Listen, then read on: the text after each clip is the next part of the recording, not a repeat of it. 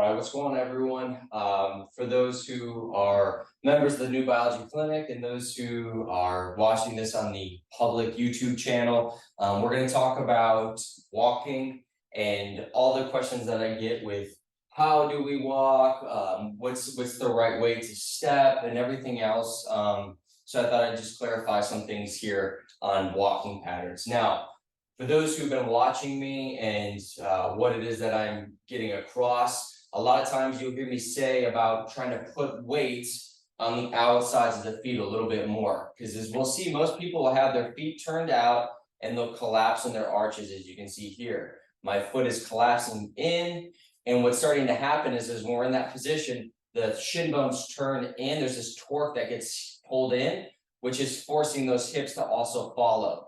What we're seeing with that is with the toes turned out, the shins turning in like this, what starts to happen is you have these opposing forces taking place. This is important to understand because when you're doing forward motion, and I'm supposed to be transferring energy, because life is about this movement of energy, it's a movement of flow. And when we're not doing that with a way where the body, the nature is doing it in this nice fashion, it's going to let us know through whether it be pain for the human body, the pains that we feel, the surges of electrical stimulus, some people call it sciatica, shins and joints and everything else that are saying, hey, some things needs to change. In nature, we'll see it with different types of flooding. We'll see bacterial overgrowth, which is going to then need it to, people to come in and start to, move water, move dams that have been backed up. If you see in countries where there's a lot of garbage, right, there's the desire and the need for people to come together to take that stuff out, create a change. A change needs to take place because the environment becomes very toxic and hard to live in.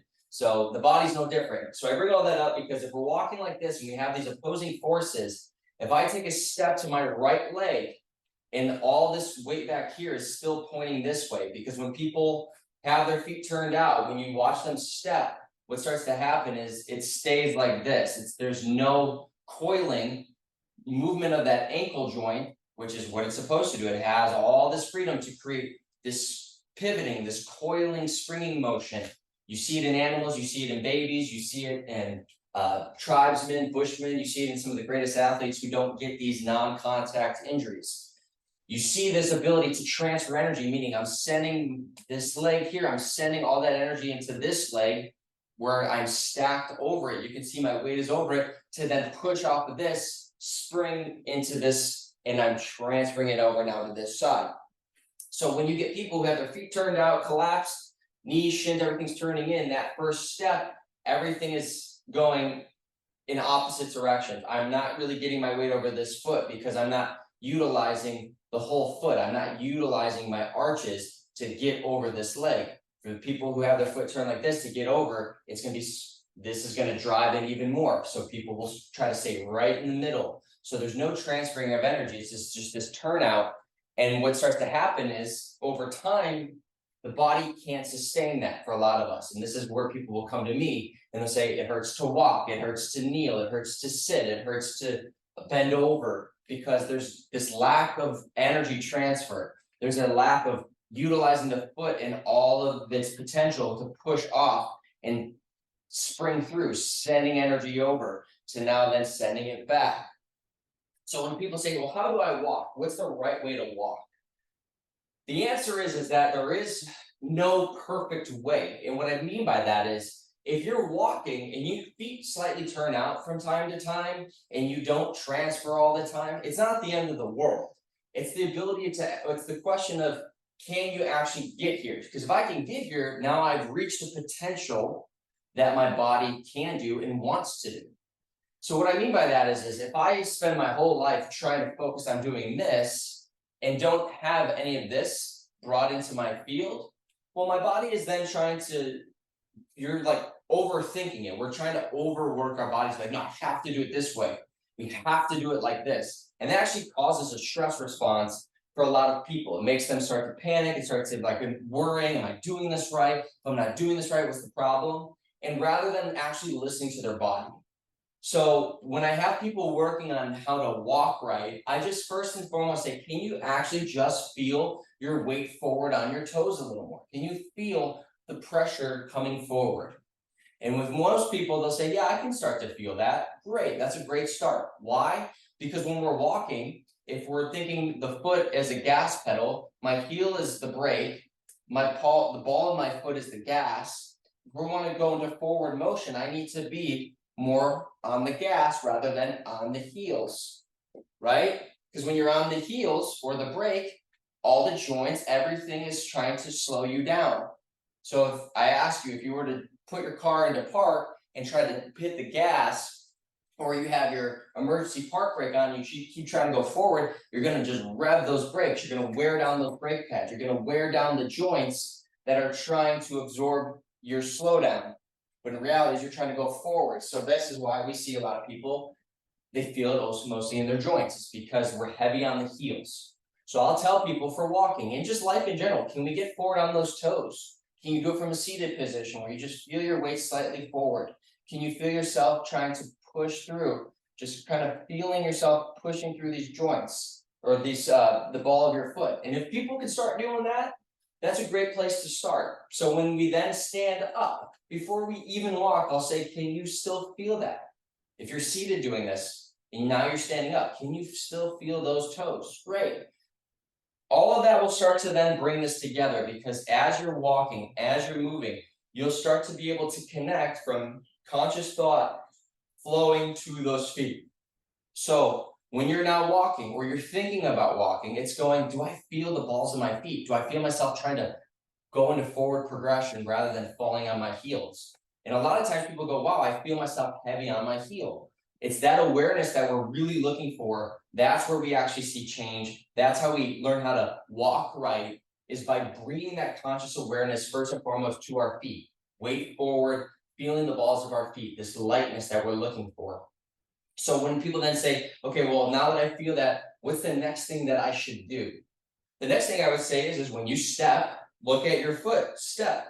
Do you feel your weight getting over this foot? Do you feel yourself transferring into this leg? And if people say, yeah, I kind of feel it, then I'll say, stay there, hold it. Before you wake up, or when you're waking up, before you start your day, those first couple moments out of bed, just take a second, feel your weight over that leg. Feel yourself light on those heels, just slightly, nothing crazy. Your heel's still down, just feel that position. And now feel the energy in that leg start to build up, or burn, or some sort of awareness that is in that leg. And now let yourself just step to the other leg. Feel that transfer of energy. Look at your feet. What do they look like? Are they turned out? Are they collapsing? Do you feel that you can get steady and sturdy over that leg? Those are the questions that I start having people ask themselves and be present with themselves with, because then when we start moving, it doesn't really matter, because your body will make the adaptations that it wants, because it knows what feels good. It knows what it wants. Just like when someone gives you a compliment, it gives you this rush. For a lot of people, it gives you a dopamine hit, because it feels good when you get those types of inputs from other people. Now, when we create movement that is giving the inputs to our body that feel right intuitively, that is when the body goes, yes, give us more of that. So these subtle things about walking will just bring awareness to your body. And when you start to feel that lightness, or the more you practice it and play around with moving your joints, moving with this control, seeing what ranges of motion you have available, those will all start to compilate on your body's ability to go, this feels really good, or hey, let's slow that down. Hey, don't go to that end range. That's a little too much for us right now. And that's when you'll start to say, hey, when I walk, I feel really good. I feel light. I feel I can transfer energy. I feel controlled. So then all the minute details of, is your foot slightly turned out? Okay, not a big deal. If it's feeling good and you're able to transfer energy and you're pushing, it's those small details that don't matter as much, because your body will self-regulate as you go. If you start to feel yourself, turning your feet out too much, then I see with my clients all the time, they'll go, oh, it feels weird when I'm here. So you'll self-regulate and you'll start to find what feels good. So I know I kind of loosely answered this question of how to walk, but the reality is how we walk is learning. One, I need to learn how to shift my weight forward a little bit in those toes. not so heavy on my heels. Be present with it. Learn how to pause, feel my weight over one leg before I then step to the next leg. And then from there, we play around with moving slowly. You just walk, take small steps. What do you feel as I'm transferring from leg to leg? And if you start to feel that you're controlled, you're relaxed, you're not tensing up, you're able to breathe, more often than not, the body is going to start to give you those signals of saying, do that again.